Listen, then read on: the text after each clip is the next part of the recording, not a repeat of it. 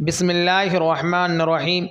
میرے محترم دوستو، کسی شاعر نے کہا ہے، خوب کہا ہے، پتا پتا بوٹا بوٹا حال ہمارا جانے ہے۔ ارے پتا پتا بوٹا بوٹا حال ہمارا جانے ہے، ارے جانے نہ جانے گل ہی نہ جانے باغ تو سارا جانے ہے۔ ملک کی آزادی کے لیے مسلمانوں نے لاکھوں قربانیاں دی ہیں۔ ہندوستان کے چپے چپے کو انہوں نے اپنے خون سے سرخ کر دیا ہے۔ جتنی قربانیاں علماء دین نے دی ہے، جس بھی جگری سے اپنا خون ہندوستان کی آزادی کے لیے بہایا ہے، اس کی مثال ساز و نادر ہی دنیا کی کسی تاریخ میں ملے گی۔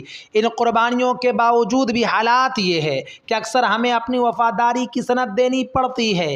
تاریخ کے اوراق کو کھنگالیے تو معلوم ہوتا ہے کہ ہندوستان کو انگریزی تسلط سے آزاد کرانے کے لیے مسلمانوں نے کتنی صعوبتیں جھیلی ہے۔ جنگ آزادی میں جو خدمات انجام دی ہے وہ بے مثال ہے۔ یہ بات بلا جھجک کہی جا سکتی ہے کہ ہندوستان کی آزادی کی تحریک میں مسلمانوں نے تو حصہ لیا ہی، بالخصوص علماء اکرام و صلحاء اعظام نے سرگرم حصہ لیا۔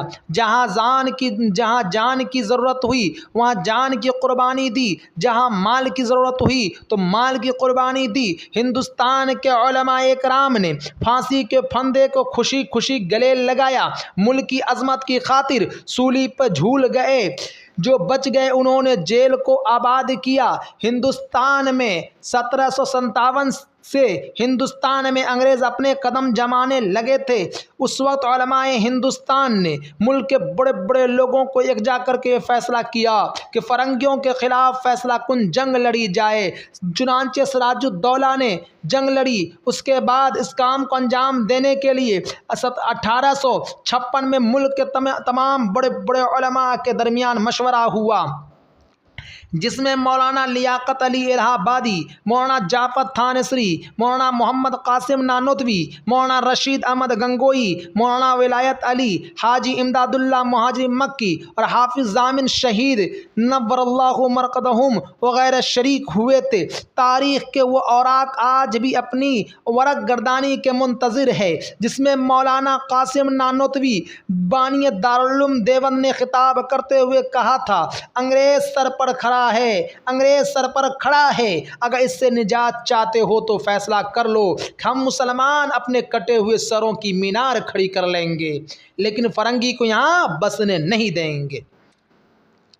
نتیجہ یہ ہوا، علماء ہندوستان آزادی کے لیے جنگ کے لیے کھلے میدان میں آ گئے اور زبردست مقابلہ کیا۔ لڑائی زبردست تھی اور مسائل کی کمی نے بہرحال مسلمانوں قدم اکھاڑ دیے۔ حافظ ضامن شہید نور اللہ مرقدہ شہید ہو گئے۔ مولانا رشید احمد گنگوہی اور مولانا قاسم نانوتوی رحمۃ اللہ علیہ شدید زخمی ہو گئے۔ اس ہزیمت میں قوم کی غداری بھی شامل حال تھی۔ مولانا محمد جعفر تھانسری 17 سال 10 ماہ جزیرہ انڈومان جیسے اس وقت کا کالا پانی کے نام سے موسوم کیا جاتا تھا، اس میں جلا وطن رہے۔ اس وقت ان کی عمر 27 سال تھی۔ 2 مئی 1864 کو پہلے مقدمے کا فیصلہ سناتے ہوئے ان کی تمام جائیداد ضبط کر لی گئی اور انہیں پھانسی کی سزا سنائی گئی۔ تاریخ گواہ ہے کہ جب مولانا نے انگریز جج کی زبانی فیصلہ سنا تو نہایت خوش اور مطمئن تھے اور انتہائی استقامت کا ثبوت دیتے ہوئے فیصلہ کرنے والے جج کو مخاطب کرتے ہوئے کہا، جان دینا اور لینا خدا کا کام ہے، تمہارے اختیار میں کچھ بھی نہیں، وہ رب العزت قادر مطلق ہے، میرے مرنے سے پہلے تم کو ہلاک کر دے۔ مولانا تھانسری کے یہ الفاظ کچھ ایسے اثر انگیز الہامی ثابت ہوئے کہ چند روز بعد ہی وہ انگریز جج اپنی موت مر گیا۔ اس فیصلے کے خلاف چیف کورٹ میں اپیل کی گئی۔ 19 دسمبر 1864 کو مولانا جعفر تھانسری نور اللہ مرقدہ کو حبس دوام بعبور دریائے شور کی سزائے سنائی گئی۔ اللہ تبارک و تعالی مولانا جعفر تھانسری اور ان کے تمام رفقا کے درجات کو بلند فرمائے، ان کو جنت الفردوس میں اعلیٰ مقام عطا فرمائے، اور ان کے نقش قدم پہ چلنے والوں کو اللہ تبارک و تعالی ہر امن و امان میں شامل حال فرمائے۔ آمین وما توفیق الا باللہ۔